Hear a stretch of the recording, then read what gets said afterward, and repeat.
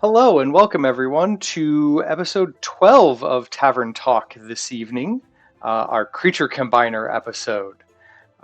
In this particular Tavern Talk, we're going to discuss all of the fun monsters that D&D has to offer, where they've really just decided one day to take one creature, another creature, and squish them together and see what comes out the other end. Now, the good news is some of these everyone's familiar with already. They are various mythological creatures because, again, when it comes to old-timey storytelling, sometimes it was I saw a weird creature and I wasn't sure what type of creature it was, so I just described two different creatures together, and now that's a mythical creature that everyone knows about. The Greeks were very popular at this. They popularized this strategy of just squishing two creatures together and calling it a strange monster. But they are not the only ancient culture that was well versed in grabbing multiple monsters and seeing what happens when you combine them together. And this has also kind of worked its way across all kinds of other media. Your Avatar cartoon shows tend to have various animals in the background that are just two different creatures squished together, like your turtle ducks and your weird mole horses and whatever else. But with that in mind, we gathered together a list of favorites that have kind of drawn our interest, and I've looked up a bunch of fun adventures that they were used in or could be used in, or we can maybe discuss some ways, and some of these are kind of off the beaten path, how you could use them in an adventure. So we'll talk about those as we kind of go down the list. With me tonight is, of course, Sasha and Fia. I don't remember, now that I've started this, whether or not I introduced myself at the beginning of this like I traditionally do. So in lieu of that, I'm Ben, also known as Mud and Mongoose, over on the Crick Cats Discord. That's what your name is. I know, right? But yeah, so we are three this evening, and we have a bunch of monsters to talk about. So starting us off, the humble griffin. It is, well, anything but humble, honestly. We have equal parts bird and cat, lion, usually, I think, is the way griffins are traditionally constructed, though there are artists who have decided to go many a route with the griffin, squishing them with house cats and other birds, or birds of prey and larger cats. I've even seen some squished with dogs or dog-like figures. Have you? Or just canines. I don't think I've ever seen a canine griffin before. Well, I don't think I have either. It's very interesting. It was like a secretary bird combined with a maned wolf. It was really cool.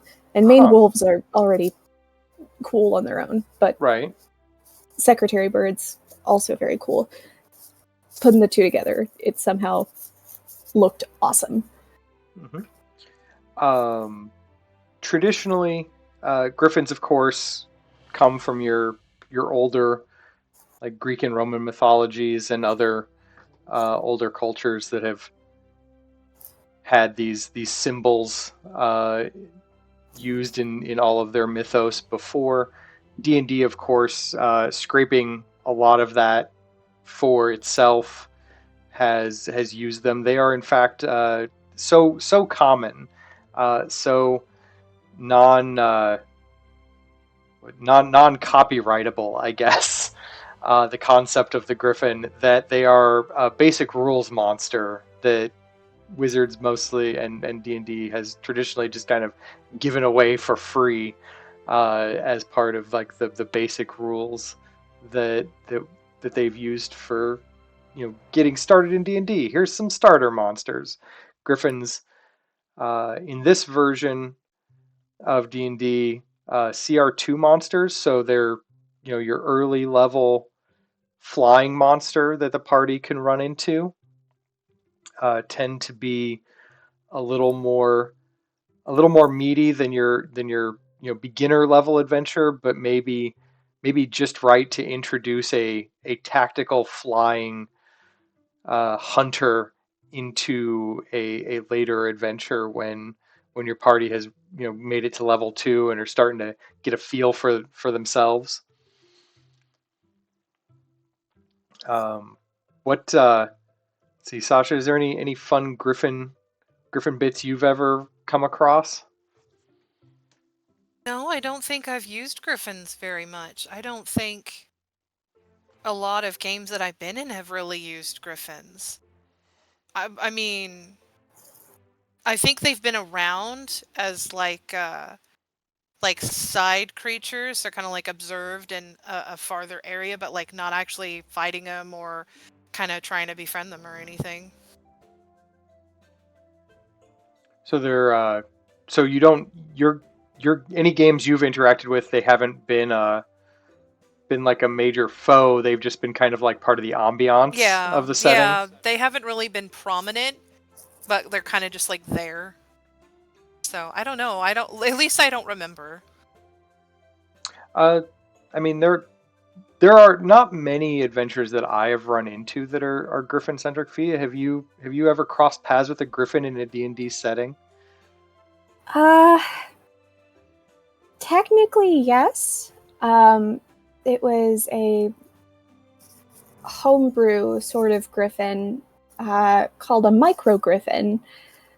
That That's amazing. essentially is just a normal griffin with the proportions of a chickadee, just very small, very poofy. Uh, the same sort of satisfaction that you get from seeing like a fat cat. It's just like, yes, that that feels right. Uh, and I was allowed to have it as a pet, but I have not encountered any true griffins as of yet. Okay.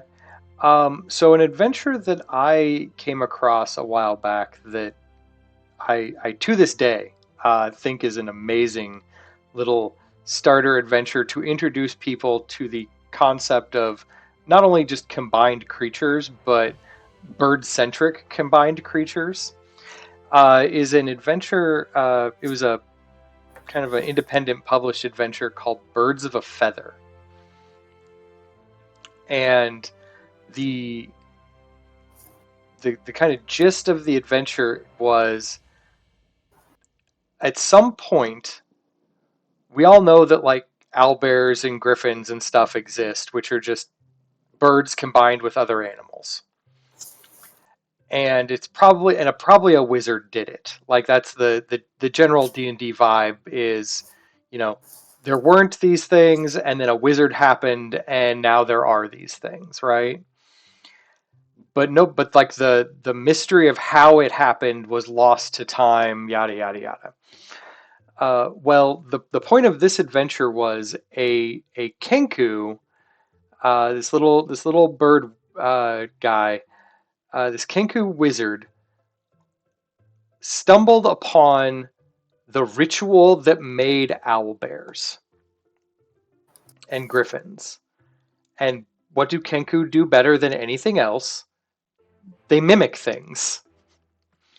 They do. True. So this kenku decided, I'm just going to start squishing birds with everything. So we're talking boar hawks, falcon wolves, griffins, which already exist as lion eagles, owl bears. He combined birds with trees to make treants that instead of having leaves had feathers.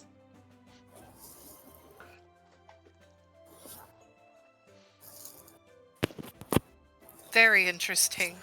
Um, but this was a an adventure where griffins. The party did run across griffins guarding this little Kenku's tower because he had crafted some griffins to guard his tower, and that's just a simple monster. Like I said, they're CR2. They're not like overly strong, but they fly, which makes them very dangerous to low to mid level adventurers because they get hit by a lot less stuff.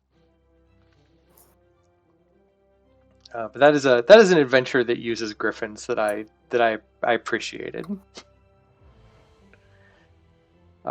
There are of course others where you could I've seen adventures where the goal is, hey, somebody wants a griffin egg. Can you please go scale these dangerous cliffs and get your hands on a griffin egg? Or some some bad guy has captured some griffins and is using them to defend his evil lair. I've not run across very many adventures where the griffins are technically, like, if not benign, uh, arguably like the good things that you run across, but those probably exist. You could use them in that way as well.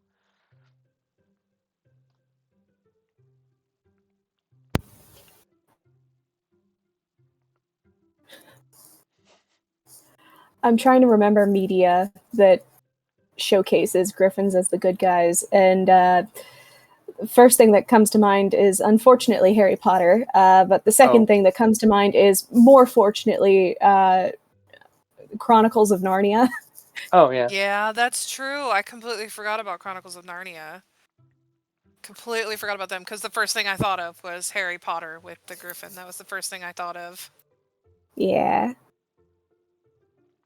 I But think in those cases griffins are like more closely pushed towards like the lion sort of archetype, where it's like this is the bravery, the strong, the not reflective of what nature is actually like, maned lion that all warriors should strive to be like.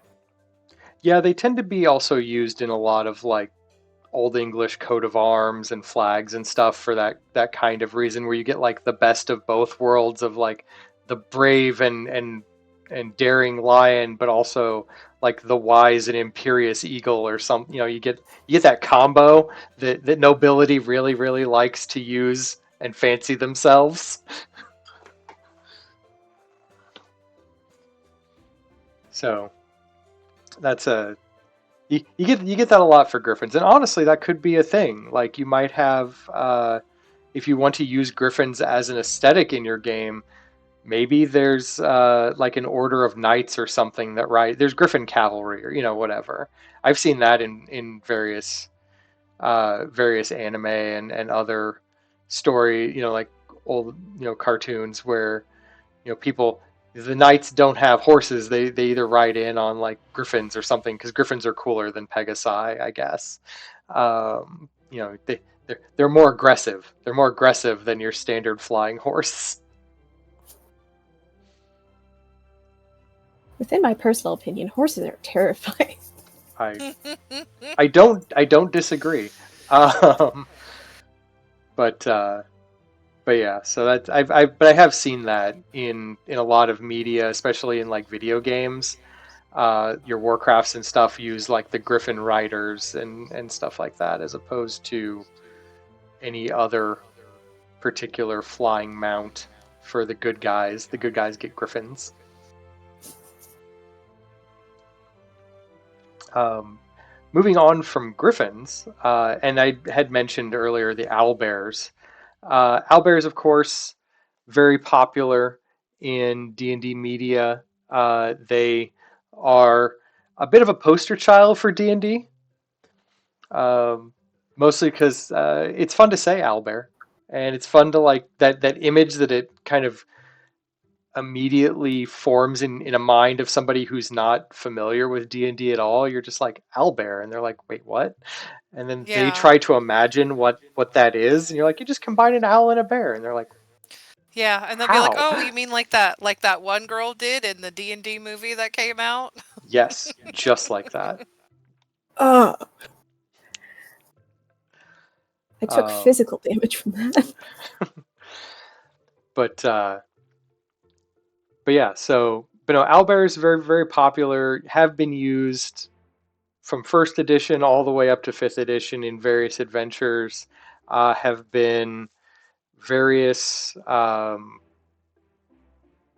I said, they're a mascot of sorts for D&D. So I've seen a lot of uh, various let's like live play games that it is not uncommon for an owlbear to be a party pet of sorts. Or something that a druid tends to run into. I know, Sasha, you've had some experience with owlbears. At the very Yes, I've had a least, lot. I've had a when we lot of did experience with Owlbear Run. owlbears.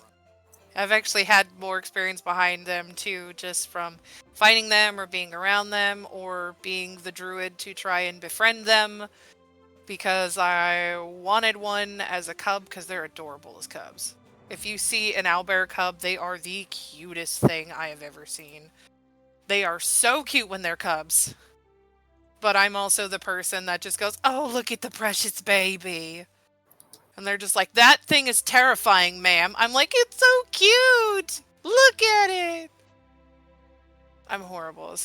I would be the person to try and boop the snoot, and then I would end up being unalived because I booped the snoot. But yes, I have experienced them. We experienced in the owlbear run of Mm-hmm. having a pregnant owlbear. That was And something you guys did have to deal with.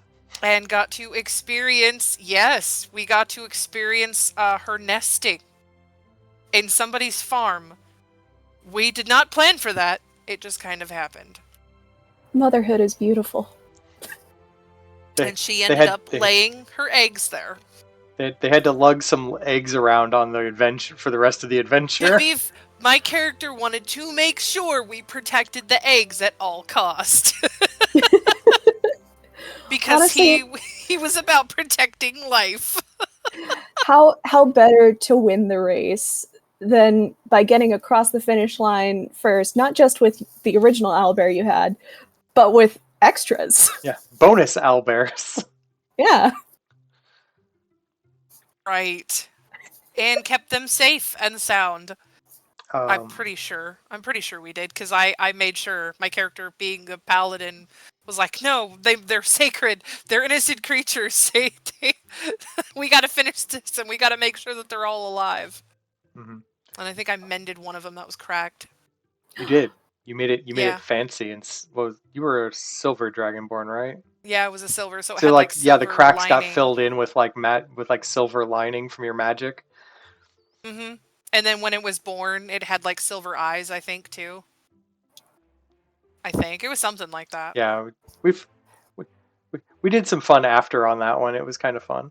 But I would love to have her that owlbear comes back and just goes, "Dad, my dragonborn, you're not my child."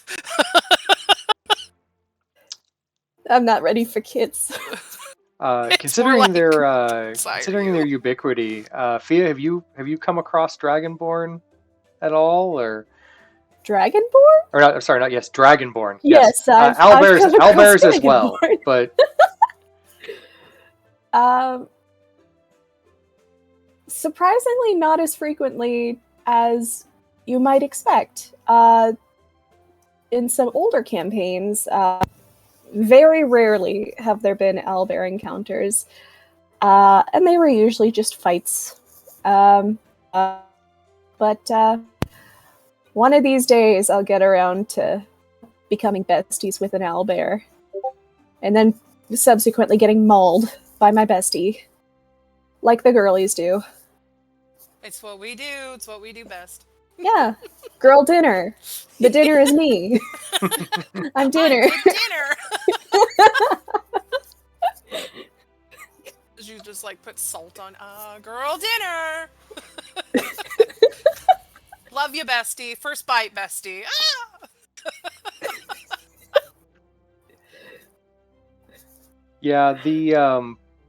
Yeah, so traditionally owlbears tend to be the weird creature you find in the forest. It's the DM's like, I don't want to use just a regular brown bear. I want to be cooler than that. You know, we need a combined creature to solve for this. Owlbears are combined creatures, and as like a CR3 monster, they're a decent fight for like low level characters that you can kind of stumble upon for no real rhyme or reason while you're wandering the woodlands. They can just be like, it lives there. Why not? It's an owlbear. You can find it just about any place you can find a bear, honestly. They're endemic to wherever here is. Right. Um, so, traditional combat encounters, pretty straightforward.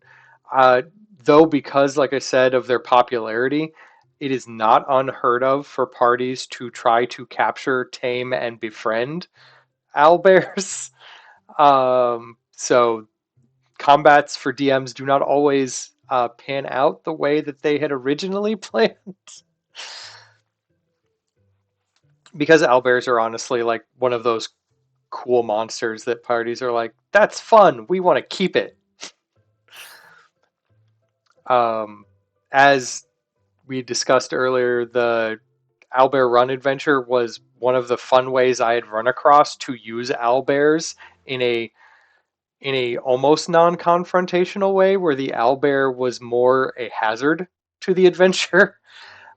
Because the goal was every party got an owlbear, and you had to get it from one town to another across the mountain. How you got it there was less important, but the adventure was you and an owlbear and a leash, and best of luck. The owlbear did not know you starting this out. It was just like, here's your owlbear. You paid to get into this race. Have fun. So the party got to kind of learn about owlbear ecology a little bit along the way.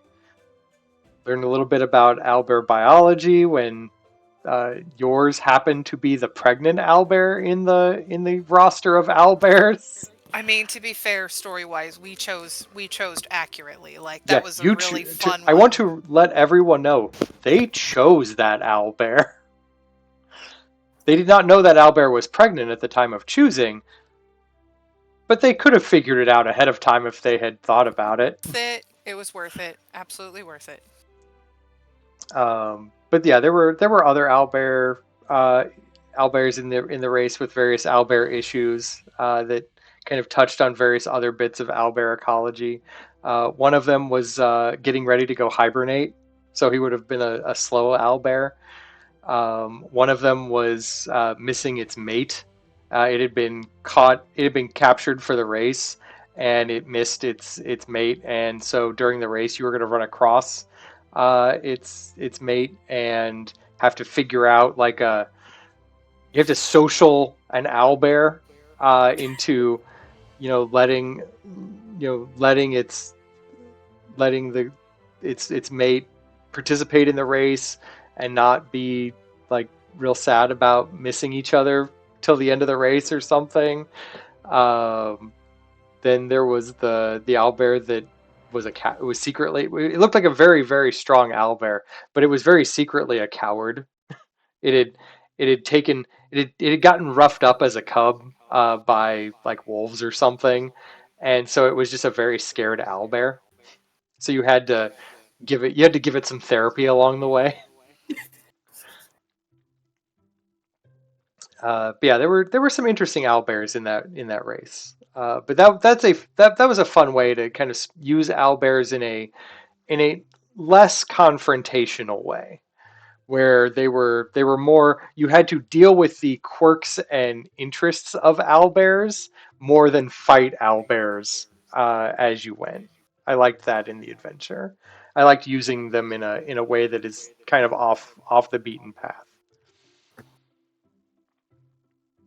But yeah, owlbears, popular, fun. Everyone likes them, or at least seems to like them enough that Wizards has made them their like little mascot for things. Well, yeah, the history behind them is like incredible. How much history is behind the owlbear? Because I did research on that Yeah. and looked back on some of it. Because this was actually the owlbears were when Gary Gygax technically invented them back in like the 1970s. And he saw a version of them or a version like creature in another game. And when he made Dungeons and Dragons, he made the owlbears. And some of the oldest artwork is kind of insane from how it looks between Oh. what it was Oh then yeah. and now. Oh yeah. I should It's have grabbed insane. second edition owlbear art for Oh this. yeah. Oh man, the one from the It second edition was monster manual, ridiculous. from it was I think it was like 1974, 1975, and it was from a different game. I had notes and I lost my notes. Of course I usually do. But I did look more into it, and yeah, it's one of the staple kind of mascots slash creatures because it's one of his first creatures that he made for Dungeons and Dragons. And he just got the inspiration from another game that had similar creatures in it, and then when he created his, he added it, and it's kind of evolved over time. And there's certain unknown backstories for owlbears, and one of the common ones I think is more common in like 5th edition, if not 4th edition, where like the elves have seen owlbears for centuries. And as far as the Fae are concerned, owlbears have lived in the Feywild since the Feywild has been in existence. So there's people are like, oh, they just kind of started showing up, and then the Fae's like, nah, they've always been here, and the elves are like, they've been here for a very long time. But yeah, there's a lot of history behind the owlbears, which is insane. And when I read more about it, I was like, wow, I didn't know that they may have possibly come from the Feywild or have stayed in the Feywild for so long. It Yeah, makes sense to put them there. the Feywild tie-in, because pre fourth edition, I want to say they were mostly like they're a mysterious history of like a wizard did it, somewhere along the way. But when fourth edition rolled around and they codified the Feywild as like an actual place, when they kind of combined a bunch of like the various Elven and Fey planes of existence into what became the Feywild, it was not that complex of an idea for them to go, and owlbears, of course, lived in the Feywilds. And I think it's kind of stuck ever since then.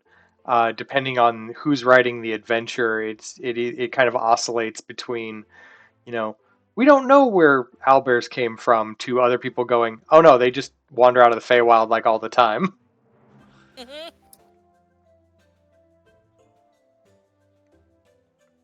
It was fantastic reading more about it, and then looking at the older pictures. I think there was also like a Wikipedia page, and it showed one of the oldest drawings of an owlbear, and it looks, to be fair, it looks hilarious. Like, I mean, I love it, but I'm glad it has evolved as much as it has. So,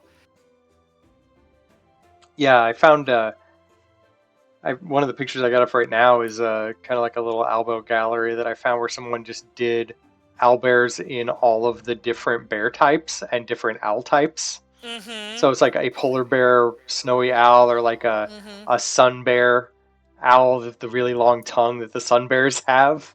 And now I kind mm-hmm. of want a sun bear owl bear now That's with really with unsettling. the like 3 foot long tongue. I want one too. I want all of them. I'm interested in seeing like a sloth bear owl, Oh yeah, That would be interesting. because those things are violent. massive creature. Yeah. Especially when and then I would love to see different versions of bears, like different bears with different owls too. Mhm. So They've like there's so many so they different combinations that you can do. so here in fifth edition, Wizards has dipped their toe in that a little bit, because they added like the snowy owl bear, Mm-hmm. uh, in the Frost Rhyme of the Frost Maiden adventure.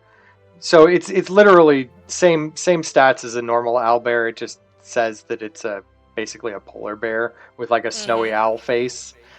Um, but yeah, the stats didn't change very much, but it's a new version. They also added a two-headed owlbear for some reason. I don't Hmm. know. Uh, I All missed the right. adventure that it was in. I think it was in like a little like the Infernal Machine Rebuild adventure. Uh, but it's basically like, and this owlbear has two heads for some reason, which in and of itself was kind of weird. Right. Let's see. Sasha, did you also have cockatrices on your list, if I remember I correctly? did, yes, I did. That one I didn't have as much time to delve into on the history of the cockatrice, but I have encountered the cockatrice in several different forms of media when it comes to D&D. And funny enough, all of these versions are pretty much the same. Like cockatrice is pretty all around the same. It's because Yeah, it's the cockatrices are another one of those like ancient Greek and Roman monsters mm-hmm, that that have been kind of co-opted by games media mm-hmm, in general, yeah. and so you will find they're another one of those like royalty free esque monsters Yes, well like that you can't really copyright. So you mm-hmm, anyone can have their version mm-hmm. of a cockatrice. Yeah, they the what is it? There was a video game. It's one of my favorite video games called Tales of Symphonia. They actually have that as a creature that you can fight, cockatrice, and if it attacks you, you have a percent chance of being turned into stone. Granted, it's temporary in the game, but you have that chance. And it's the same. It's the same thing in. Let's see. I think D&D has something like that, but it's more like a save or be turned to stone type, like save or die. So yes, older D&D was basically save or become a statue. Ever since about fourth edition, they did more of like a stair step system with the saves, to where you start to get slow, then you start to be immobilized, then you start to be petrified. Like it, you have to fail on multiple levels to be fully petrified. It's not just a Hmm. save or you're done kind of Right, system like right. they used to have. And in there is a show that I've watched that is called Delicious in Dungeon. They Yep. actually have a cockatrice there that they fight, and it's the same thing. It does a stare, and you will be turned into stone, but it is temporary. It just takes a while for it to wear off. Like it takes hours, if not days, for it to wear off. So you're stuck being a stone for a while. But yeah, they actually have it, and theirs is the like head and main body of a chicken, and then they have a snake head for the tail. So it's essentially has two heads, and the all of the staring I think comes from the chicken side, I think. But either way, it's a pretty powerful creature. But because the way that they did it in the show was you had to attack it from two different angles, I think, and in order for it to be distracted enough with both heads in order to eliminate it. But it was interesting because if you know Delicious in Dungeon, then you know what they did afterwards. But They ate it's it. yeah, they ate it. They ate the cockatrice. That's why it's Delicious in Dungeon. It's a group of adventurers that go into a dungeon and they don't really have money to get food from the surface, so they just eat food from the dungeon, and that includes eating monsters from the dungeon. And in all honesty, I probably would try some of the dishes that they made. It's one of the more interesting cooking anime that I have seen in the last few years. Yes, because I you can actually tell enjoyed the it. animators really, really, really wanted to make a cooking anime, and so the cooking portion exquisitely animated. Yes, it is. That includes the ways that they've had to like find a way to cook the food. Hmm. Which one of them they used a trap to cook the oil. So they had oil in a big pan, and they had to figure out how to heat the oil because they were deep frying things, and they had to time like a trap They just to found like like a it was a flame fire trap, and they were trap. just It was a like, flame trap, and they put it underneath to like make it, or they had to time it right and had to set it up so that way the fire trap worked on it. Thought that was great, fantastic. but But yeah, the cockatrice was one of the monsters that they decided to eliminate because they were defending themselves to a degree, and then they were like, "Hey, we're hungry," so they did. But mhm, it's a very interesting creature, and they all honestly attack similarly from all each different media that I mhm. have been in. They all attack fairly the same. Like they're all pretty universal. Like even though it's kind of a universal monster, even though it's a universal monster, it's also a kind of universal, like, this is how they work. Don't change it. um, yeah, traditionally with the cockatrice, uh, unlike something like a basilisk that turns you to stone and then like eats the stone, the cockatrice just uses its turn to stone gaze to like as a defense mechanism. Like it's not interested in eating you; it's just interested in you leaving it alone. Yeah. um, but yeah, traditionally they are basically just a combination lizard plus chicken with a petrification gaze, and that gets you cockatrice. Fia, have you come across cockatrice at all? I can't say I ever have. No. I really only know them from mythology. All right. So I have I have come across them in some entertaining ways in a couple of adventures. Usually, people using them not for their intended purpose or repurposing them for something that they technically can do when you think about it, but they're not like that's not their natural habitat.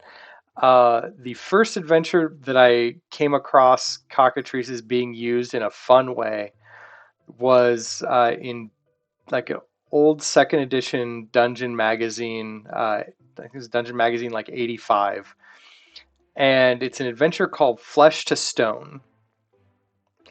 And the gist behind it is the party finds like an old abandoned mine with a statue of a gnome out front, and they're really confused by that. So they go into the mine, and in the exploring, they find a crumbled area that opens up into this like valley, this hidden vale in the mountains, where there are these giant like a farm has been built, but a farm for giants.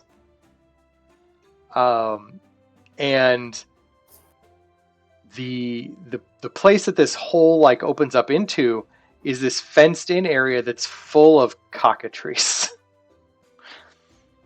What they have done is they have stumbled into a stone giant farm and into the chicken pen. Is what has happened. Uh, and so they have to fight their way out of that, try to figure out what's going on. Um, and it seems the gnomes who were mining in this mine did basically the same thing. They accidentally opened the hole into the chicken coop, and the cockatrices, which were the stone giants chickens, um, basically turned them into stone and kind of ran and got loose. And the stone giants are angry about their chickens getting loose, and they want their chickens back. And the stone giant wife really liked the gnome statues and is using them in her garden. So if you want to rescue the gnomes, you have to like basically wrangle all of the cockatrices. But they're to free range. Well, the giants would rather they not be free range.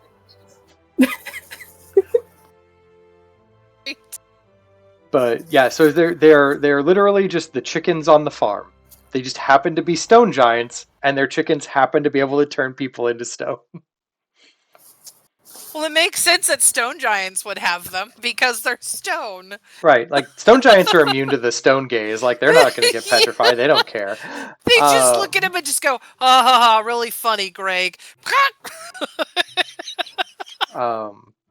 The other place that I saw them use that was very interesting to me was during the Star Chasers game that we did.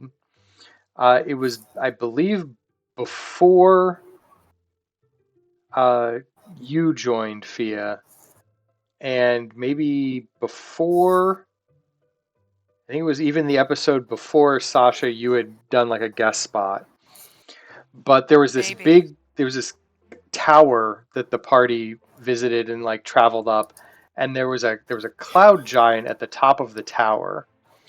And what he had done was he had like a bunch of cloud elementals kidnap a bunch of religious pilgrims that had been traveling up the tower for religious reasons.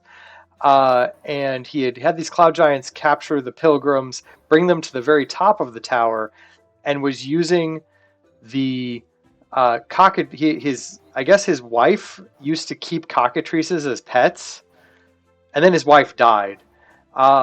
So he was raising these cockatrices, using them to turn the pilgrims into stone, then crumbling up the stone to turn it into basically mortar and cement so that he could make a statue of his dead wife and then use like a power of a wish to bring her back to life via the statue.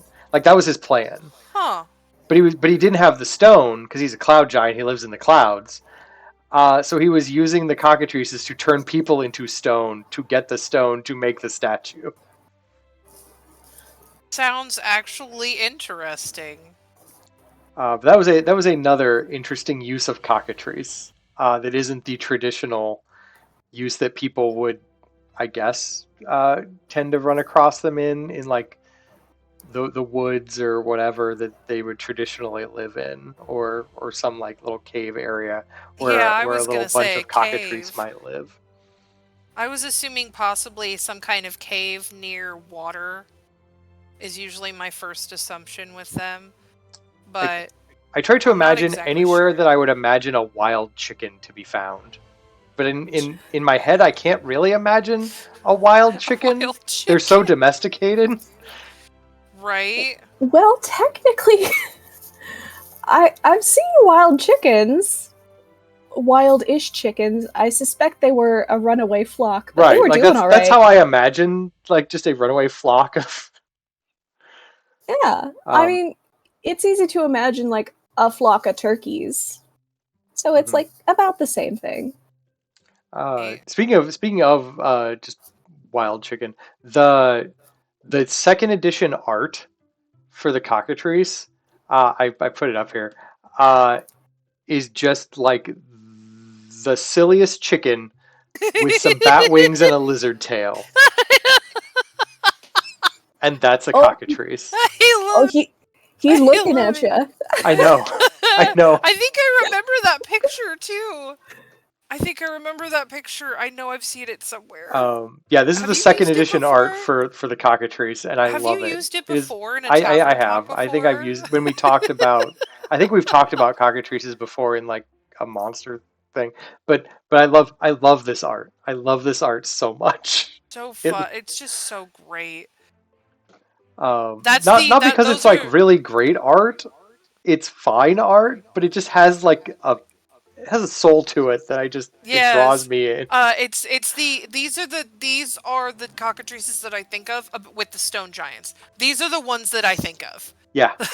These are the kinds that I think of. Especially with that's funny, Greg. It's not going to happen. Just picks him up by the neck. I used to raise chickens, and we kept one rooster. His name was Spike. He had another name, but I won't say it because it was very inappropriate. But he was a total. I say the name was inappropriate, but I'm going to say straight out, he was an asshole. And he did his job well in protecting the flock, but it came at the expense of the people that fed them. He protected the flock from the people. Yeah, he was very good at it. And he had such big spurs. It was nasty. But he he was scared of my mom because she was the only one who was able to pick him up, who was able to like actually catch him and pick him up. But everybody else went down to the chicken coop armed with like a flat board, like a Roll 1 in by with 4 a tennis racket and be like, "All right, let's do this." There was a shovel that we kept right next to the chicken coop door, just in case. And that's this definitely reminds me quite a bit of Spike, just visually. So cockatrices traditionally, or at least here in the fifth ed time frame, are like CR1 monsters. So I think it would be, I've not seen an adventure where this happens yet, but I think it would be a really fun starter adventure if somehow a cockatrice egg ends up in like a farmer's chicken coop and it hatches and grows up and the farmer just doesn't know. Like he's just like, it's my weird chicken. It's my weird chicken. And then like, but then like one day it accidentally turns him to stone, and then it begins terrorizing like the other local farmers, and the party has to figure out like what to do about this weird chicken. And everyone's just like, I don't know. Tom had a weird chicken once, and now he's a statue. It made all the other chickens stone too. But yeah, like the party would have to figure out like what's going on, and it's low enough level that the party could fight it, feasibly. But I like the idea of just like a low level farm adventure where the chicken is the most dangerous thing in the farm. Not only because chickens can be aggressive, but this one can turn you to stone. And this one's an actual threat, right? This chicken will kill you if you let it.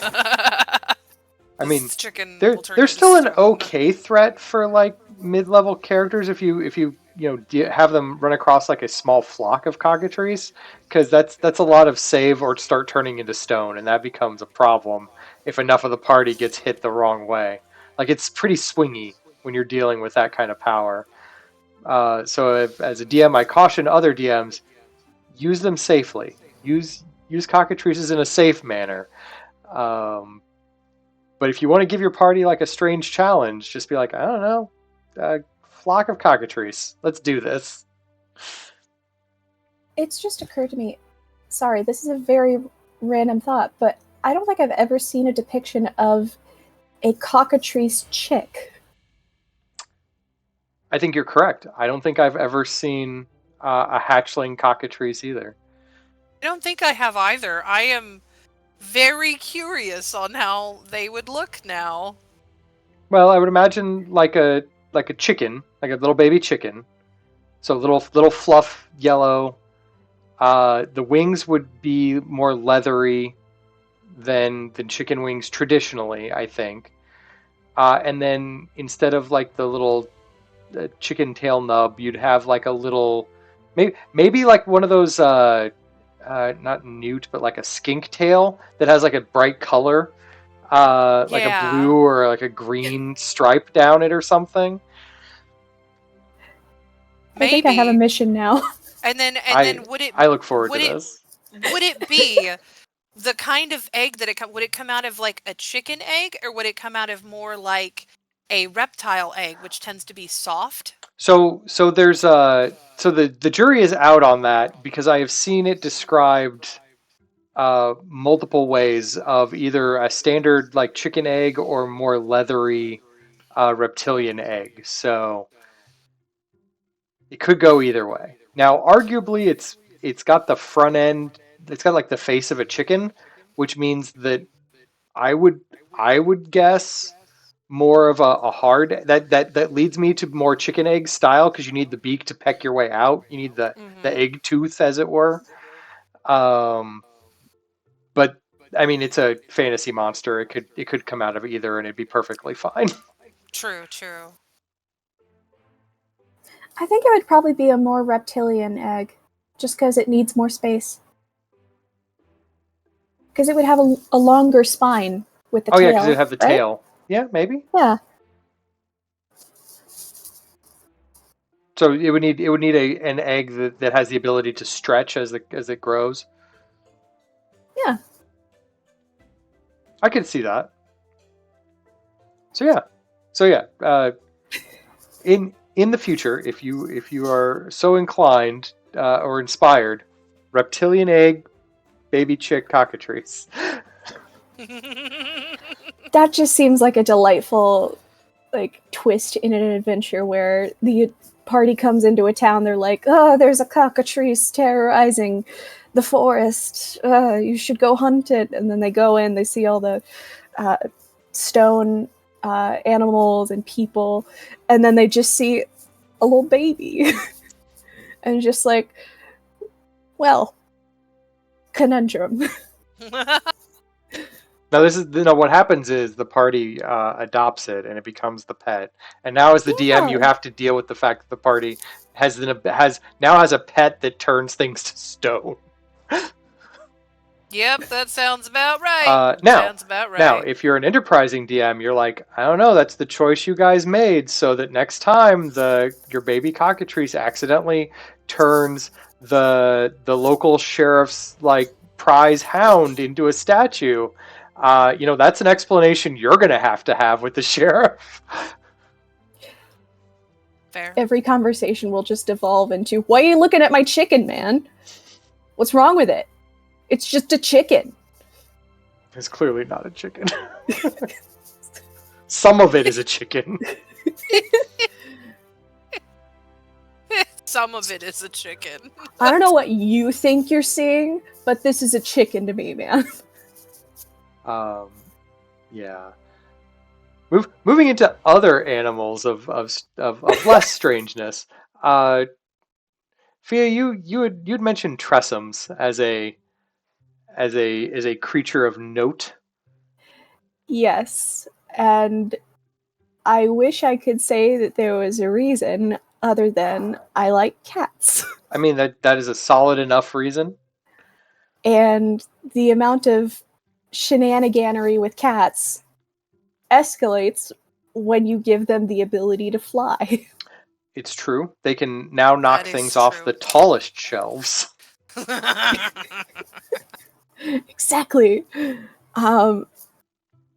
It's designed to be a party pet. It's like people who enjoy cats enjoy tressums typically. Just it's the behaviors of a cat, the general physical appearance of a cat, and it just has wings. It just has feathers. And it also it makes sense for a cat to also have feathers with the amount of grooming they do. So, yeah. That's about it. Oh, that's fine. I grabbed so tressums have been around forever. They are as endemic to D&D from the first edition on.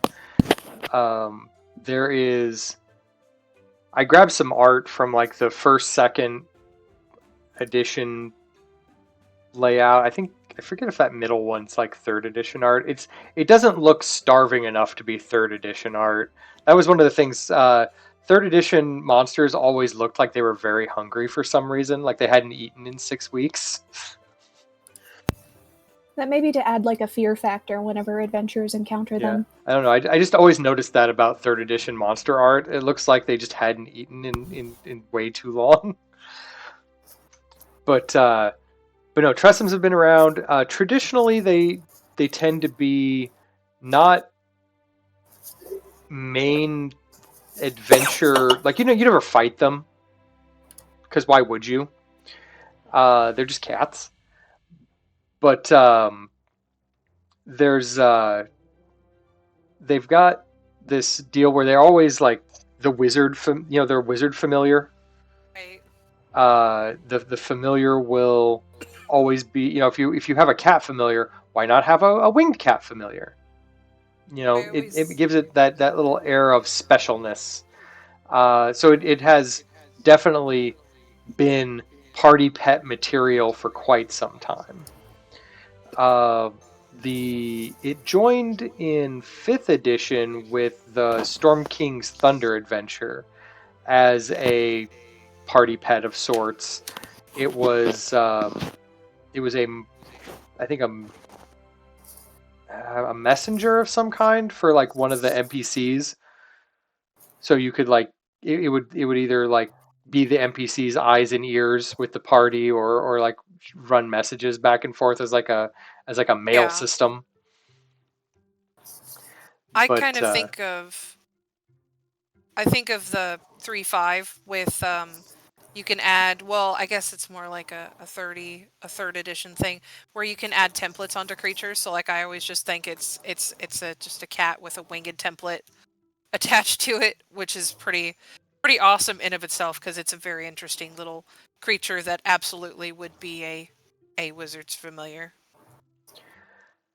yeah, they tend to be very very wizard familiar centric, um, or or your druids or even your rangers tend to Mm-hmm. pick them up as you go. Or failing that, if you're not using them in a mechanical sense, uh, just a standard party pet that your you know random person's like, I'm wandering into the market. Do I see something cool? And you're like, there's a stand full of cats. The cats have wings.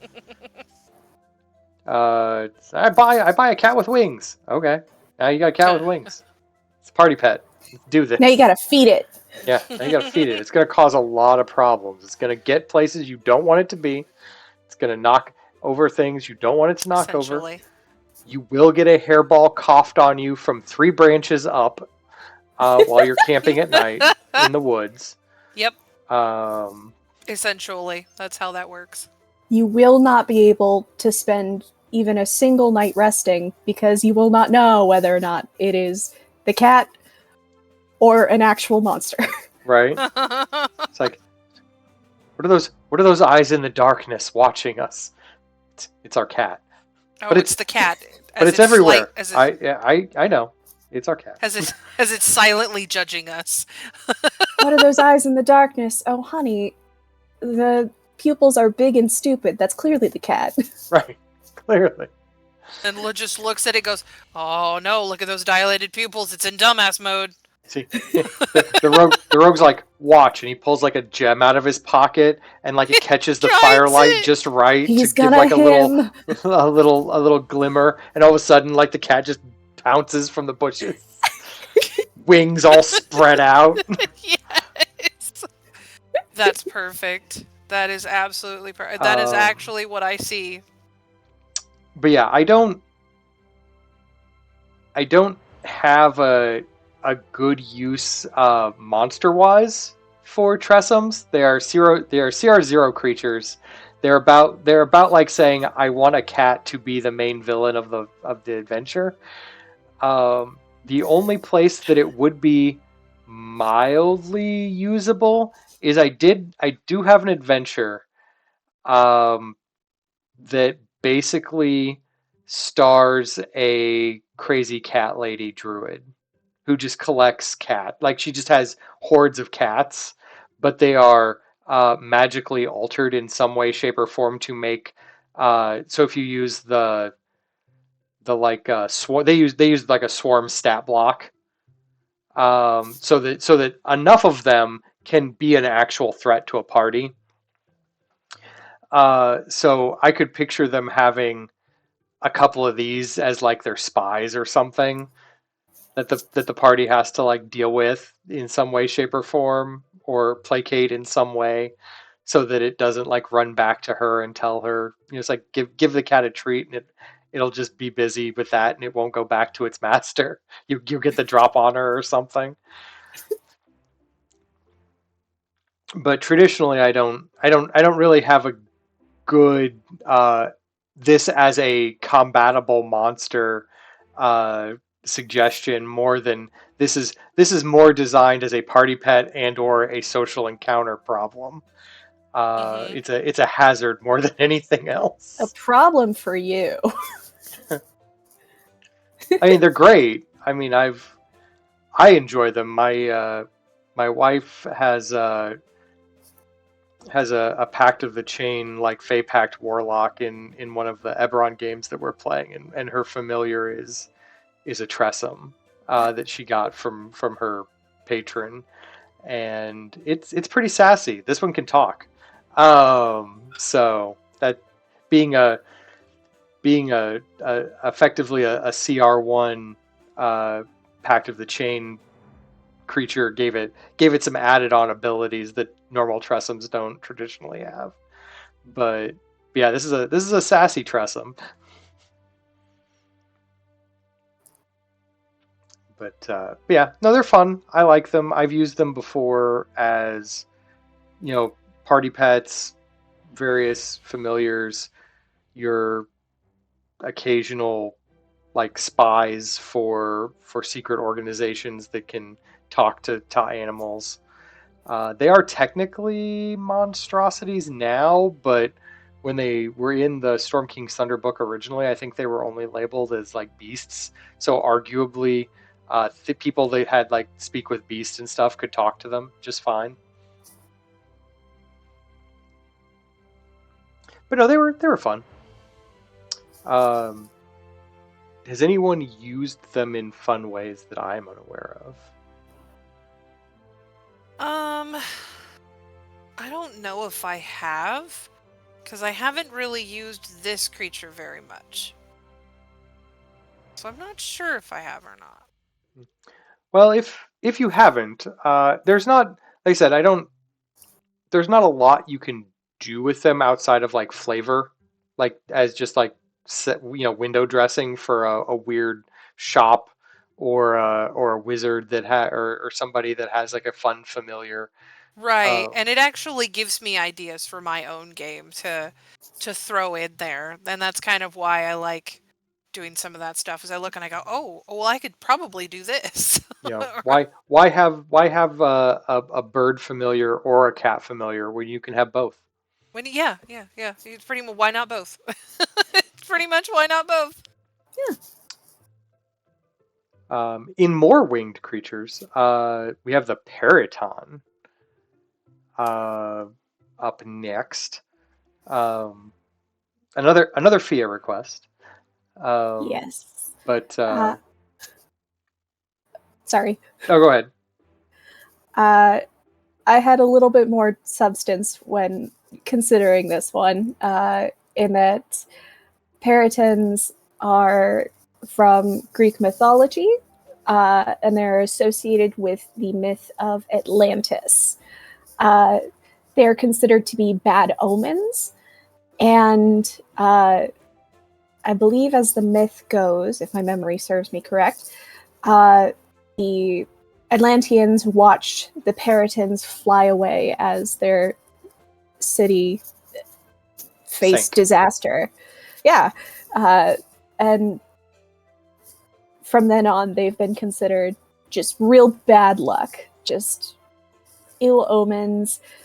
But I also really enjoy the D&D depiction of Peritons. For they're more like unhinged sort of features, like their meat-eating tendencies. And that reminds me of this Appalachian cryptid known as the knot deer. And it's essentially just a deer that's not right. Either it's got too many antlers, too many eyes, too many legs, or not enough. something's wrong with the deer. And typically they're spotted at night, but essentially a lot of them can be chalked up to malfunctioning trail cameras, but there's still just like a really interesting like horror aspect within the Appalachians. And the concept of just running into something that's like, it looks like it belongs here, but then you look closer and you realize something's very wrong with it. And I'm fully divorcing from the topic of Puritans at this point. But that brings me to one of my favorite tropes within horror, where there's like the distinction between the statements like, this is not a deer, or this is not a deer anymore, or this is not a deer and may have never been a deer. And all of those come with like separate implications of like, okay, something is disguised as a deer to try and lull whoever's seeing it into a false sense of security, or this thing used to be a deer, but it's been consumed by something or taken over, and now it's like just wrong. And the last one, just full eldritch associations, but it's so interesting to me to see like these mundane creatures that people see like super often and have them take like a sharp turn into just, what is this? And I'm terrified of it. Yeah, on the D&D side of things, for the Periton, again, it looks very benign, in that it is a deer with wings of sorts, or some combination of bird of prey, but with the deer head. But like reading into its background that they've kind of kept up, it is a monstrous carnivore, like that prefers to feed on humanoids, and it prefers to like rip out the prey's heart to bring it back to its nest and devour. And that's very anti-analogous to the look of the creature. You're like, oh look, it's a deer, and then all of a sudden like these fangs just bear forth and it just tears into you, trying to get to your heart. Very, very scary in that way. It's just the devastating other side of the coin, to, if not friend, why friend shaped? Right. Like owlbears.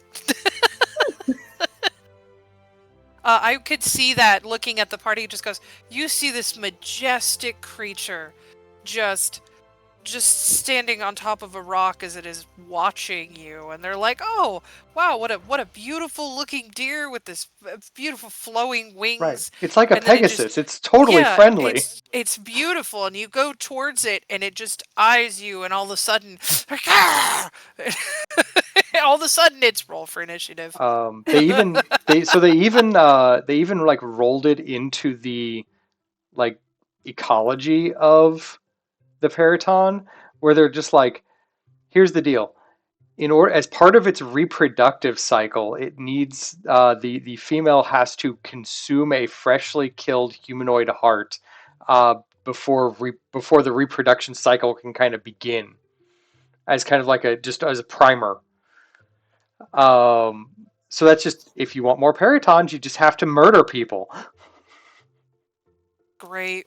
That's so funny. That's so funny conceptually, because imagining that as like a person who's like reaching puberty, they have to murder somebody if they want it to end. Yep. Right. Yep. If you want to start that reproduction cycle, you know, your your mate to be needs to bring you back a fresh humanoid heart, or I you need to go find one yourself. I feel like there would be a crazy druid that would have them as Oh, as companions. like mate companions, Yes. yeah, and just Yeah, like I could feed see people that. to them. Yes, I could see that happening. It's absolutely terrifying, but I could see it happening. I could just see a druid and it's a So druid that's always lived in the woods and like found so that one of so these that's the creatures. that's like almost the standard like demon cult trope where you capture somebody and then sacrifice them to the demon, but it's got a nature bent to it that I kind of like. That it's not the Yeah. demonic side of things. It's this druid is literally killing people and feeding the heart to these peritons to like Yes. spread the species. And then it's just like, I can't let these species die. And they're just like, bro, what is wrong with you? It's a species rehabilitation program. There's lots of people. There's not very many peritons. And the druid is just doesn't like people. Decrease the surplus population. No! I like that. Bad I think druid!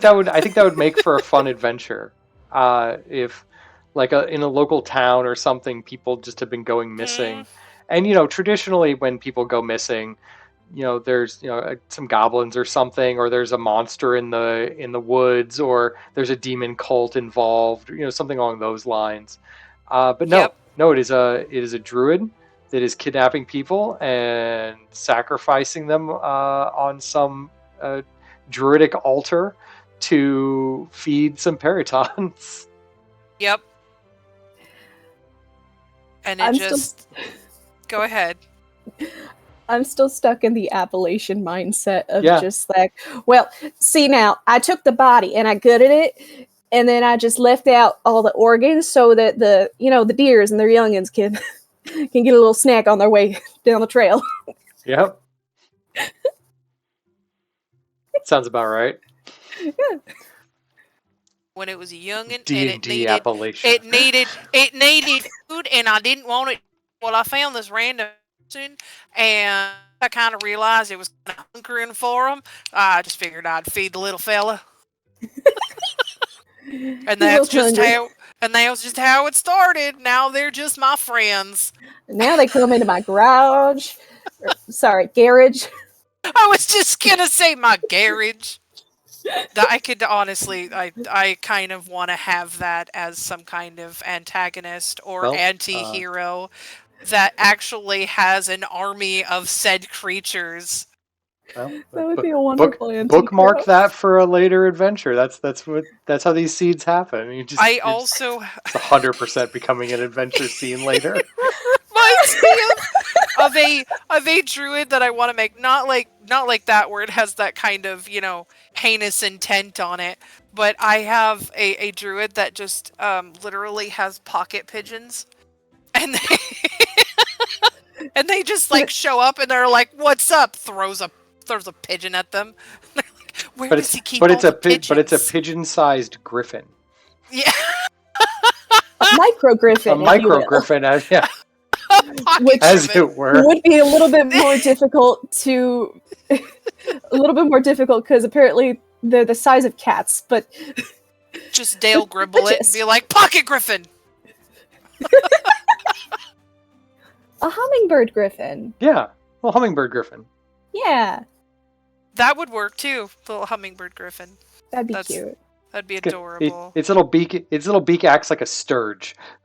It just stabs you and starts sucking out blood. It's like what I've seen with tiny little dragons that are like they fit in your hand. They're so tiny, and they're just like I will destroy you, and they're just like holding his little claws, like hold still. I gotta trim your nails. And he's like, no, I am a menacing beast. And like, there you go. Like, just pets his head and like, go to sleep now. Sounds like somebody doesn't want their appy slices. No, I want them. I hoard them.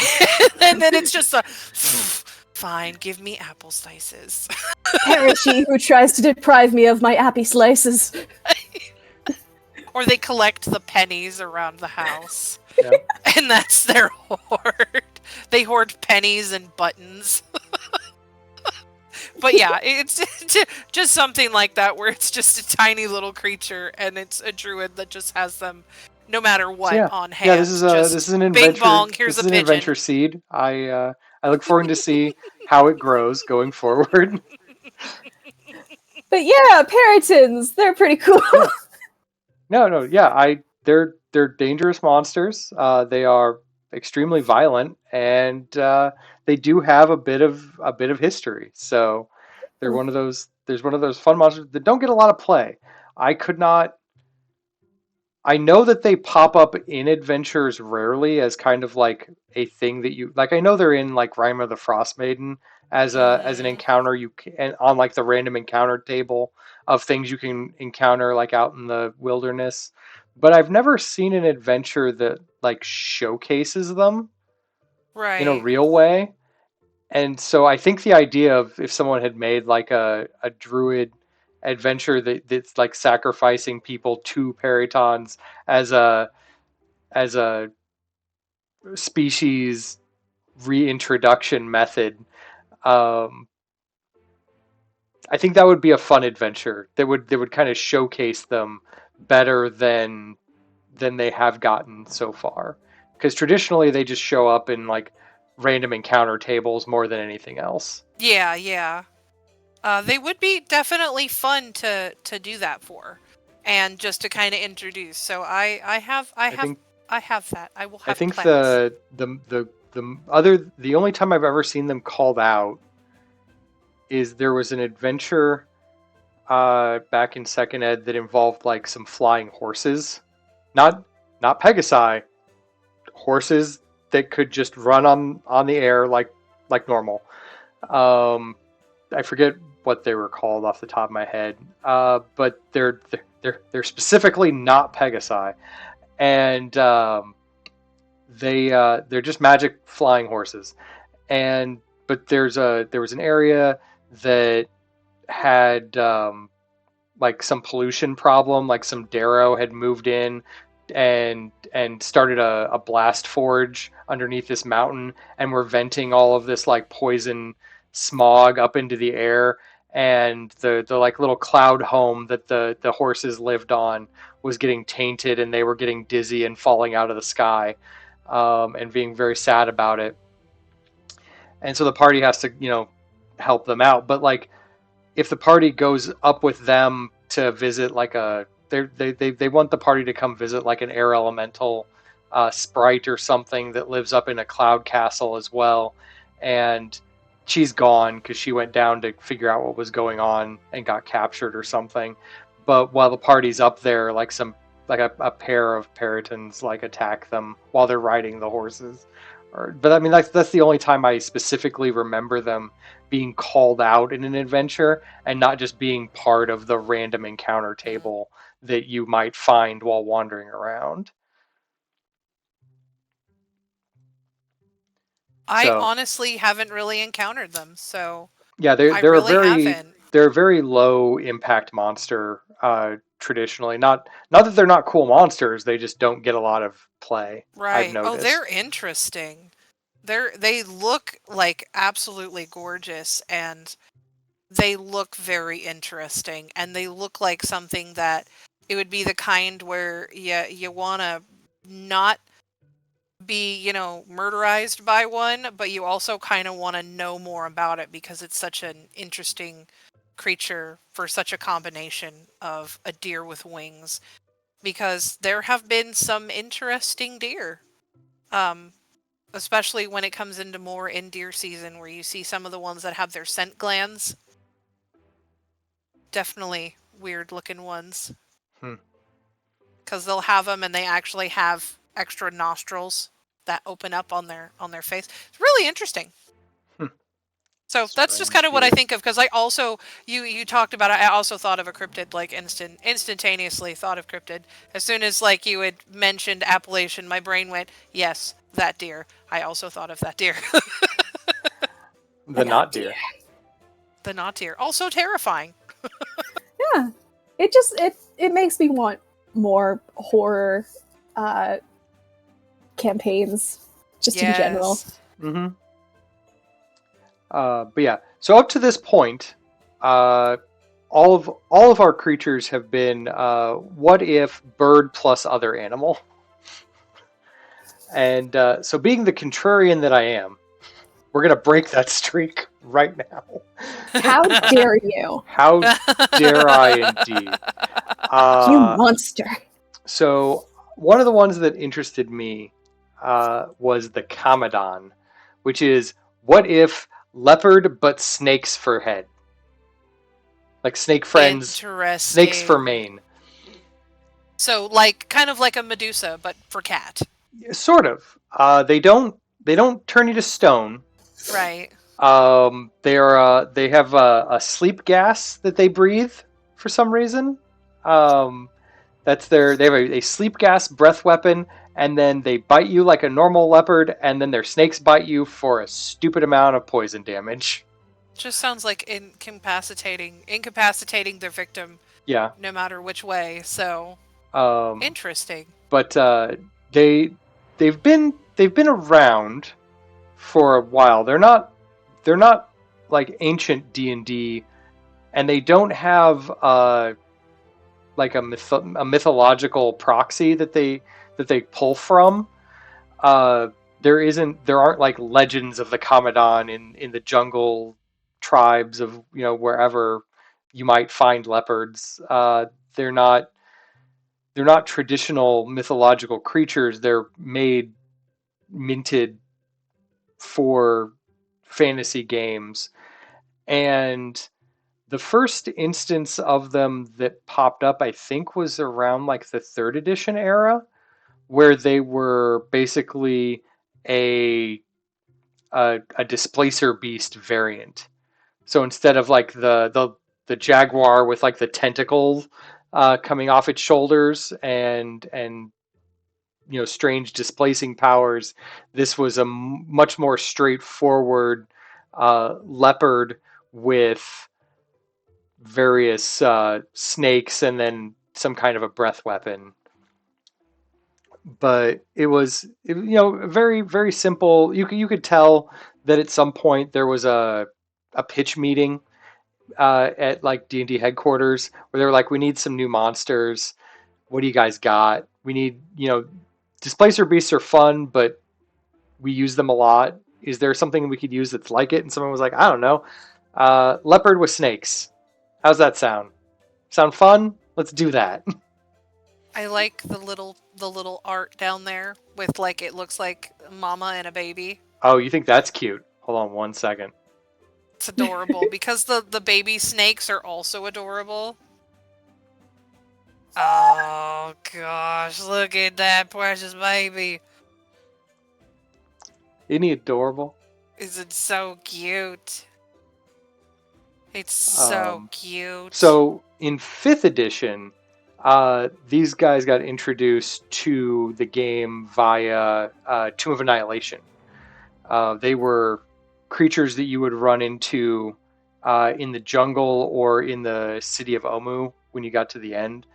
They were a monster, like a random encounter monster that you could run across. So they were they were around for that. They haven't been kind of expounded upon outside of Tomb of Annihilation here in the Fifth Ed era. No, we haven't really had any adventures that dealt with their jungle environs since then, so they haven't really popped up outside of that. And previous to that, they, like I said, I think only really existed in like third edition. I don't even think they were around in fourth edition. I think they got left out. I don't remember ever running across them in fourth edition. Fifth edition was actually the first time I ran across them because I kind of sat out a good chunk of third edition. And so when they showed up in Tomb of Annihilation, I was like, that is a weird monster. That's the first and only time I've ever seen it used. It's still adorable though. Um, let's see. Fia, you did Tomb of Annihilation, right? Nope, Were you not? Were you not in that one? I forget. I was not. Um, but yeah, I don't particularly have a lot of uses for this monster outside of like the jungle, like a jungle adventure. Like if you're going to send your party into a jungle, perfect monster. It's a CR4. It has a lot of interesting, uh, features. The sleep gas is a good way to allow it to kind of incapacitate a chunk of the party and then kind of fade away into the jungle brush. Um, the fact that it has uh, a serious bite attack that does 66 poison damage. It's like fireball of poison if you fail to save. It's dangerous if you are not careful, and you can use it much like the real world stories of like the lions that are man eaters that come into village hunt in African villages at night and stuff like that and drag people away.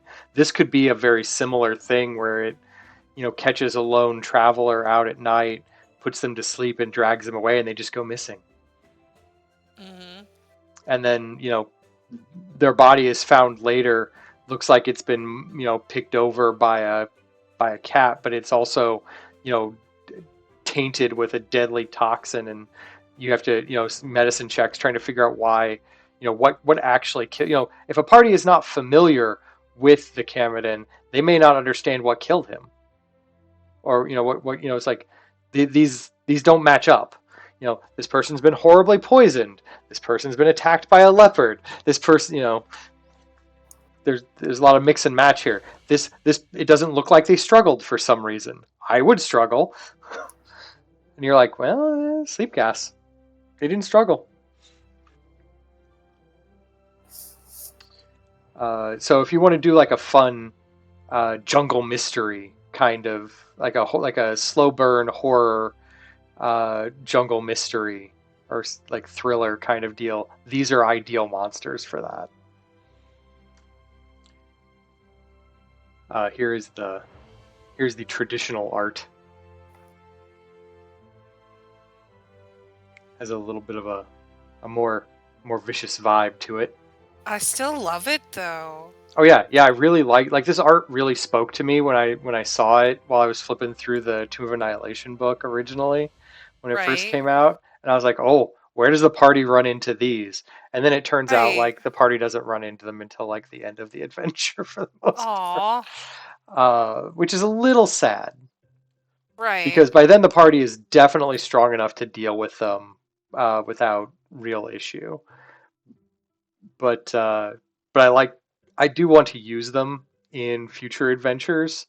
I just haven't kind of squared away a good adventure that would fit that appropriately. Though arguably it could be you could use this creature in like a city adventure as like an escaped like sideshow, like a circus comes through town and this has escaped from the carnival, or somebody is some wealthy noble is importing fanciful illegal to own creatures, and this one got off the compound and is stalking the streets causing problems now. So you could fit these into all kinds of places. That is it's a very interesting creature. It sounds like a fun one, especially with kind of how it's a normal looking leopard except for the snakes on its head or around its head. And I find that really interesting. Makes me also wonder if somebody tries to keep it as like a pet and is like trying to like hide the snakes and like tries to camouflage it into the fur to blend them in. I'm just imagining like it would have to be relatively small, but just like a domesticated version. Mm-hmm. But instead of like utilizing sleep gas, it just lies down on the person's face as they're sleeping. Yeah. And like it doesn't necessarily mean to kill them, but like that's just a cat thing too. So I also Yeah, cats I just also do that. picture that's just like it's just sleeping there. imagine like the kitten version of this from before, right? And you're in like an alley, like you're wandering like a back alley of a city one night, and you see like this kitten with its head like stuffed in a box, and you're like, oh, it's a kid, and then like it back like all of a sudden like these snake heads like come out of the box and like look at you, and then the cat like backs out, and you're just like, what is this monster? My brain, my brain, it'd just be like, oh, what a precious little kitten. And then just like the snakeheads just come up, and I'm just like, I love him. you're so cute. The problem is the snakes are also babies, so they're also super cute. Right. That's why I would just be like, no, But like you're all all baby so snakes, they adorable. tend to bite without thinking, and they're very dangerous. I mean, yeah, you're not wrong there. Well, I mean, it doesn't necessarily say that they have to be venomous. I know. Just that It, they're it, it snakes. doesn't. And you could, I don't know if you've ever seen the baby snakes or garden snakes when they Uh-huh. usually will bite, and it's not very They just gum you. dangerous. Yeah, they're just like, Yeah, I'm we've good got a pair anytime of now. we got a pair of garden like little garter snakes that live in our garden area in the backyard. So like every spring while I'm mowing or like wandering around, I'll see like a bunch of like little babies kind of swirling around the yard on occasion. Usually we get about 3 or 4 of them, like little tiny ones that are about yay long that just kind of slither around. Oh man, those must be like newborns then. Oh yeah, yeah, they're pretty small, and then you don't see them for a while, and then like a few months later, you see like 2 or 3 like decent sized ones just kind of like around. My little snake friends in the yard. Aw. Fantastic. But no, Camadans, like them. They don't really have much history to them. They don't have a lot of lore behind them. But they are a really fun monster, and you can kind of utilize them in multiple ways if you're kind of creative about it. That is Uh, definitely true. in even weirder news, the next one on my list, the sea wolf. What if seal plus wolf has been around since first edition times? Very very endemic to the editions. Um, though weirdly enough, has not been back in the game since third edition. Fourth edition did not have them, and fifth edition has not currently had them, which That's interesting. is a little interesting. Now It they is very do now interesting. they do have some history, which might be why they are not used as much anymore as uh, Wizards and in general has maybe begun moving away from using monsters out of some people's mythological, you know, beings. So they are from mostly so the lore from them comes from the Alaskan tribes, the Tlingit and the Hiada people off of British Columbia. Their kind of stories tell of citing these things to be bring about good luck. That's their if you see one out in the waters, good luck to you and your people for the foreseeable future. Now, ever since D&D got their hands on them from the first edition onward, basically take that and 180 it to the other direction. Bad The omen.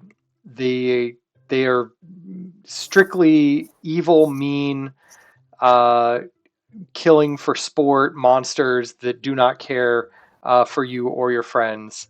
Um, they are weirdly like lycanthropic in a way, in that they originally kind of reproduced by biting people and turning them into sea wolves over like you had there was some. It wasn't like a simple like zombie bite turned you into zombie, but it was, if it dealt like 50% of your health in damage in one of your current health in damage in one bite, then in the next few days you might be turning into a sea wolf if you didn't go find some wolf's bane and jam it in the wound or something.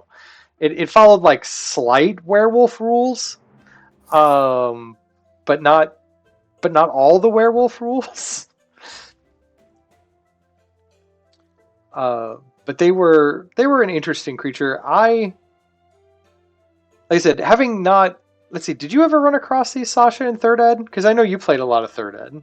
I played a bit of third ed, but I didn't really see them, and no one ever brought them in 3.5 that I remember.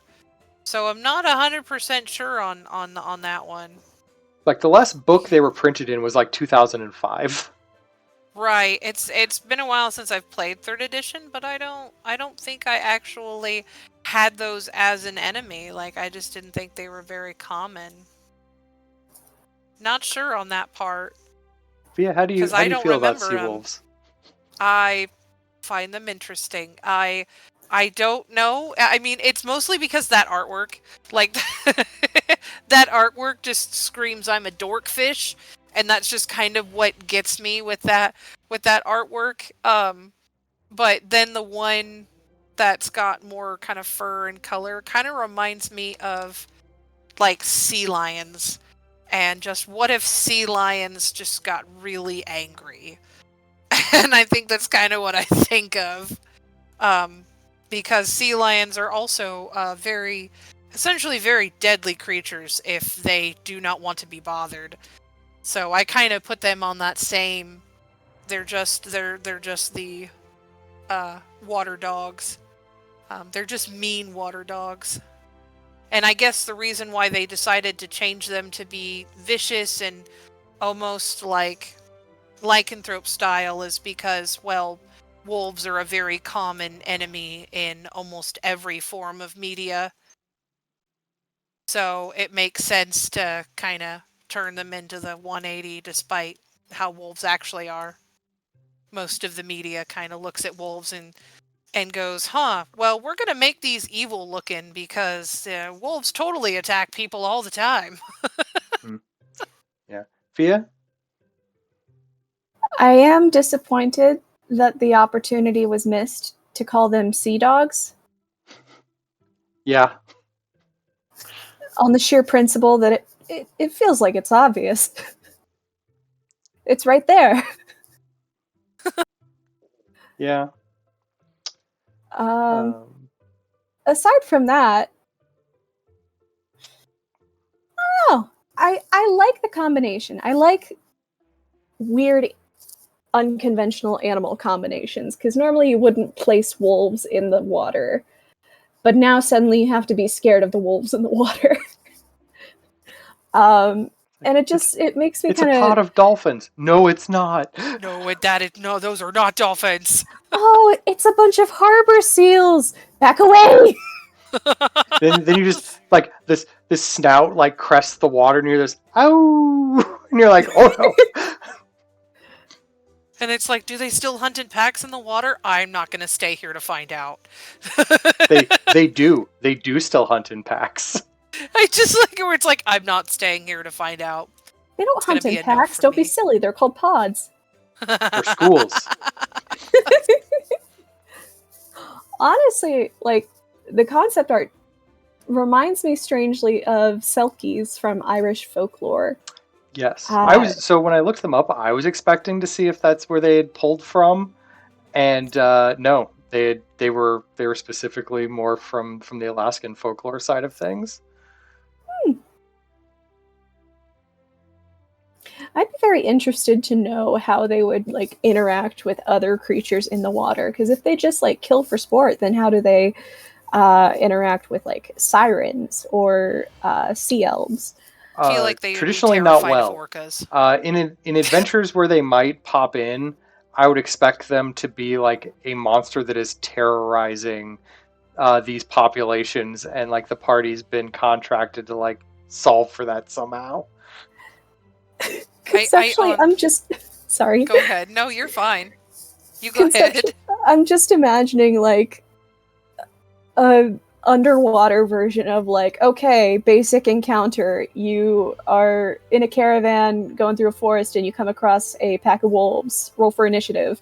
Except now you're in a kelp forest and you're doing whatever it is you do in a kelp forest. You're guarding and you come across a giant conch trailer.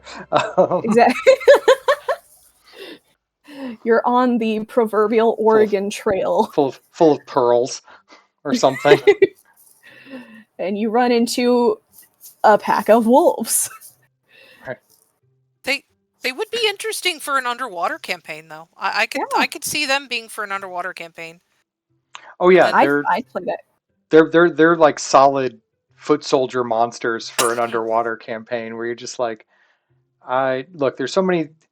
It's not a shark. It's definitely you're not fighting a shark. And this it's is, weird. This is cooler than a shark. Because imagine, like, being underwater and then you're hearing a howl underwater, and you're like, "Did you hear a wolf howl?" Nah, you're just hearing things. It'd be closer to like the sound of like a whale. Mm-hmm. That's what I think of. But it would have like the cadence of a howl, but like the echo of a whale song. Yes. Imagining like hearing that, but you can't see anything around you if you're like in open water, and you have no idea where it's coming from, is terrifying. I think that they would be either really great friends with orcas or be absolutely terrified of orcas, because orcas also do the hunt for sport thing. They also do that stuff. Orcas are wonderful assholes. They are awful creatures to other creatures. They are the humans of the ocean. Like, they are very dangerous and deadly creatures. But I do think that they would either be really good friends with them, or absolutely terrified of them, or even just like rivals of the orcas, where they're just like a rival gang, and the orcas the other thing is these things, because they effectively lycanthropize you into them, they do kind of have humanoid intelligence in general. And so the adventure that brought these things to my attention back in the second ed era was the adventure we talked about, I think last session, when we were talking about building, structures and stuff. Keep for sale.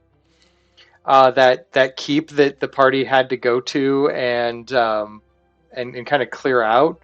It's there on the coast, and the tower that is out in the water is infested with these sea wolves.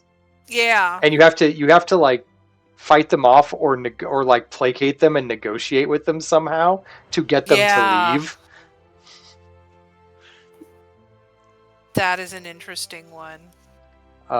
So that is what brought them to my original attention, and then I was like, so what are these things? And then I had to go look them up, and they are in the second edition monster manual. But I never really paid much attention to them as I had been flipping through, and I'm just like, I don't know, wolf seal, I guess. But then they were actually used in an adventure, and it kind of caught my attention. I had to go back and like read about them a little bit more. But yeah, they do have a humanoid intelligence, so you can treat them as though they are smart enough to know what they're doing is wrong. Yep. They sound like very interesting creatures. And are smart foes as opposed to like straight up animal intelligence. Like they have a real cunning to them. Which is kind of an interesting thing about them, to know that they have intelligence. But then my brain also wants to like go up to one of them and be like, "Who's your good boy? Who's your good boy?" Just to see if you look at him and then you just see like a tail fin just start. And then it bites you. And then it bites you. Alternatively, it looks at you disdainfully, but then it like just rolls over a little bit for belly scritches. Even sea Like lions like a that like a too. sea lion on the rocks just flops. That it's actually been, if you've ever seen like a sea lion wanting attention from somebody, it'll come up and it's like hugged people and wants like scratches and pets. It's interesting. It's also adorable, despite the sea lion being like their Yeah. face is Sea like lions are the just dogs size of the of your water. head. They can be, yeah, and it's a very interesting one. So yeah, I could see them doing that because I could also see somebody also befriending these creatures. Yeah. And I mean, running them nowadays, I would give them a wider range of, again, back in the second edition days, like monsters were just monsters 99% of the time. And unless the adventure specifically called it out, generally the party was going to fight the monsters. That's just how it worked. Um, and so they were all of their ecology, all of their psychology for the monsters were just all built on that predicate of the monsters are here to fight players. They're going to be evil regardless. Nowadays, right, if this was used, I would give them a lot more like social breath to work with, yeah, and maybe they're negotiable. Maybe you can be friends with them. They don't have to be evil. Sure, right, they make each other through lycanthropy like ways, but yeah. wonder if I would it would maybe make for an interesting adventure if the party gets hired by like a chieftain of like a very of like a coastal town, because the the sea lion or the sea wolves have like kidnapped his daughter or something. And it turns out she actually just didn't want to be there. She ran away and decided she wanted to be a sea wolf. And that's it's straight up like Little Mermaid style, but the other way around. She wanted to That's go what I back was to the just sea. thinking. So pretty much the second movie of The Little Yeah, Mermaid, because there sure. was a Little Mermaid too where the daughter Yeah, wanted to go to the just sea. just crib the Little Mermaid 2 story, but instead of turning into mermaids, they turn into sea wolves. Um, and then you have to like reconcile what the daughter wants with what the parent wants, with what the pack of sea wolves who are protective of their new member want, versus what like the daughter's friends and family back on the land want, versus Hmm. just it becomes like a weird social mess that you get to negotiate. Mm-hmm. And maybe there's a magic that can turn them back, but maybe there isn't, or maybe there's still time, or put a timetable on it. Yeah, there's These a are lot of adventures you interesting can things you have. could do. Yep, these are interesting things that you can do. I mean, I absolutely would try. I would love to put these in there. If I had actually put my party through a water-esque portion, I put them through a water temple essentially. And so I could have found some sea dogs if I really knew about them very much. Then yeah, I Hmm. probably would have used Well, like I them. said, I I think I saw that somebody made some like homebrew fifth edition stats for them while I was looking around the other day, and I was like, well, those aren't bad. Like it's basically just what if werewolf but could swim is the stat block they kind of built for it. Mm-hmm. It's like bite gives lycanthropy, and you turn into one of these things after a while if you're not careful about it. But Right. otherwise, it's basically like a wolf that has like a swim speed. So it's not hard to stat. It's just factoring in that they have a humanoid intelligence and have kind of like a weird culture of their own. I like maybe them having some kind of like very rating centric culture. They just happen to go where the waves take them and take what they can get their jaws on, kind of feel. Like Vikings. Right. Yeah. I I do think like one of that. the one of the things I was reading about them was like, yeah, sometimes they will in the night they'll like circle a ship and like break into the hold underneath, so that they can like get in where like all the sailors are sleeping and then just go biting like crazy, and then try to escape with what they can. And then in a few days, as the sailors that get turned, they just follow the ship until some craziness happens on the ship, and it basically turns into a lycanthropy plague ship. And then you Yes. have more sea wolves. So that might also be a fun way to kind of build a an adventure. You could have like an adventure at sea where you have kind of like that plague ship storyline that the party finds itself on, where more and more people are slowly becoming these monsters, and they're trying to figure out like where to keep them, because you might be able to turn them back. Who knows? So you don't just want to kill them. Some of them are sailors with families, and some of them are maybe it's like the navigator, and you need to get them turned back eventually. So Mm-hmm. they're just like shoving them in the brig, and now the brig's run out of room, and you have to solve for this like plague ship of sea wolves. And the whole time, like the actual Seawolf pack is like following the ship through the water. That is fantastic. So these are all adventures that could happen. If anyone seems interested in taking that ball and running with it, go for it. I could also see some kind of pirate or pirate captain that would have sea wolves as pets. I could see that happening. Like, Oh, absolutely could see that and happening. like Hmm. it's part of those. Do like that as part of the negotiation. You and your crew may get on this dinghy and ride out and be fine. And then like halfway out, it's like release the hounds.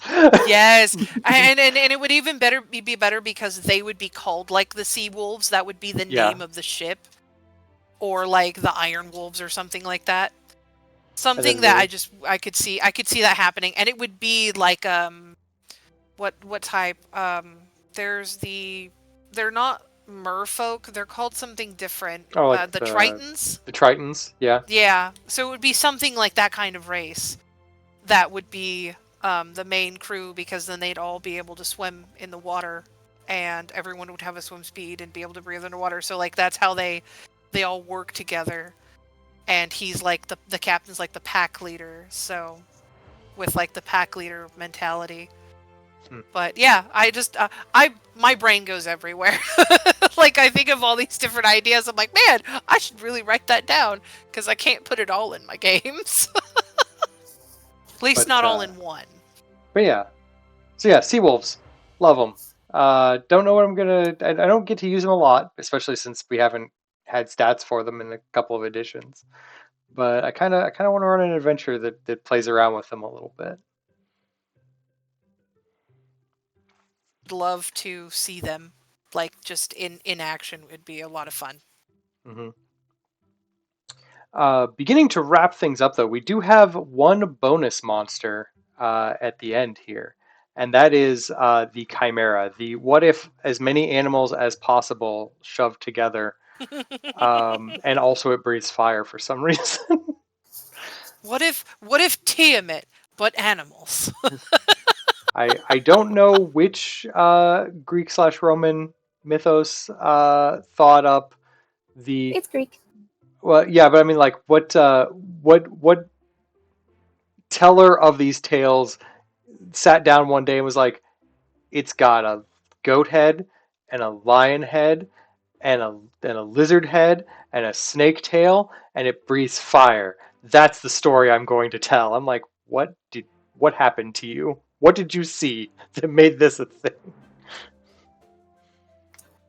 That's great.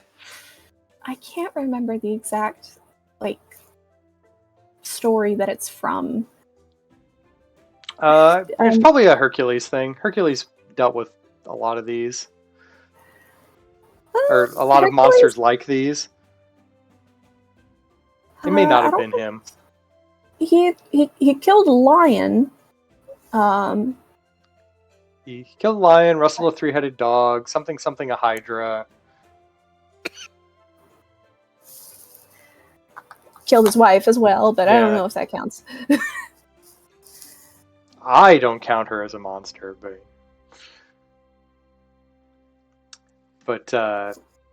yeah. So that's it is a strange creature, the chimera, but that's the point. It is many things all amalgamated together. Um, I've seen it used across the interesting thing about it in other media is that because it is boiled down to combine about two or three things into a lion frame. Lots of games take a lot of strange artistic license with their chimeras. The heads can generally be different creatures. The It may not always have three heads. Sometimes it only has like the two. Um, it's not always a fire breath weapon. I don't know. It's just a lot of stuff that the chimera has to offer, and is a kind of the only thing it doesn't have is wings. If only it had That's true. wings. Well, based off of the usage of the term chimera, you could just apply it to any combination of like Mm-hmm. two or more Yeah, and animals. I've seen some artistic license folk that are just like, sure, these fly. Magic the Gathering has a few chimera that fly. Yeah. It's just a couple of the animals that they have chosen to squish together. But it is such a good example of the term that the term chimera, as you said, is used for basically any groups of animals that are kind of Mm-hmm. mixed together, or any two things that aren't traditionally together that are mixed together kind of get stuck with a chimera moniker. Yeah, it's like it's almost like chimeras are now the unnatural mixture of animals. Or even like science covers that in some. It has like a term like the chimerism or whatever to describe something similar to that just happens naturally. Uh, Right. I think I know exactly what you're talking about. Chimerism is when originally in the womb there are twins, but yes, one of them is absorbed into the other, and correct. the uh, biological function of the absorbed twin works in tandem with the surviving twin, uh, but that results in like body parts that do not match the DNA Right, of they're the genetically person. dissimilar enough to be detected, but they are a functionally one person. Yeah, it's so cool. Yeah, nature is weird, but cool. Very weird. But yeah, chimeras, cool creatures. Use them in adventures. They're fun. They've, I've encountered a few. they're a very classic monster. I encountered one actually, Ben, in one of your games, when I was a particular druid that got to be the plant dog. Was one Oh of yes, my druid forms that I got to do. And since I regenerated and we were fighting it, the chimera was flying in the air, so we were struggling, and I had our barbarian just taking me and just yeeting me in the air, and then me attacking it and then falling and then taking damage, but immediately healing that damage the next turn. That was my druid that just did the most zany tactics possible. Players came up with the weirdest tactics. I want You're every DM welcome. listening to know that this is a thing that happens. You can't escape it. You're welcome, Ben. You like my tactics when I was a goblin. Yeah, I mean, everybody wants to cheese the game in some way. Man, it was just stuff that I was like, what would my character do? What would Saza think of? And I was like, oh yeah, she'll think of this. Yeah. That was the, hey, I'm gonna fly up to a stalactite, hold on to it, so I'm like 60 feet in the air, and I'm like, lure the thing to me, and they lure it to me, and I fall and transform into a large-sized turtle and slam on to the creature and use my momentum and weight to slam onto it. That was smart, okay? Yeah. An So honorable death in accordance to one Greek philosopher. yes. So as we've now devolved into teaching players how to cheese the game and make DMs frustrated, but in a fun way. I think we should You're begin welcome. to wrap us up this evening. I leave all of you here with a picture of the Daily Griffin Challenge, the Mandarin Duck and Red Panda combination. Oh my Um, gosh, it's actually adorable. it is adorable. I love I'm it. sure it's Um, mean. if uh, if you want a fun combined creature, there's one right here. It's quite adorable. I don't have stats for it, but who cares? It It's reminds cute. me of turtle ducks from Yeah, it Avatar: The reminds me Last of the turtle Airbender, ducks from Avatar. which is one of my favorite creatures from that show. It just makes me think that whenever it gets scared, it just tries to get big and puffy, and like in the same way that red pandas do, and it just like Right. It Um, tries. but yeah, that being said, enjoy combined creatures in your games. Uh, have lots of fun. Sprinkling them in the strangest of places. The best part about combined creatures is they can show up just about anywhere you want them to. Because honestly, if anyone asks, a wizard did it. Um, that's the easiest response. But otherwise, you can build whole adventures based on why a combined creature is where it is when it's not where you think it should be. Um, whole adventures can be made up based on just that concept alone, and especially if it's a combined creature that the party is unfamiliar with, or hasn't, or find one that hasn't seen a lot of play, or and give it a good home in an adventure, or find an adventure that showcases it in a fun way. Your party will always have something to remember by in that regard. Where they're like, do you remember when we fought those sea wolves, or do you remember when that druid was sacrificing people to the Paratons, or do you remember? So Yes.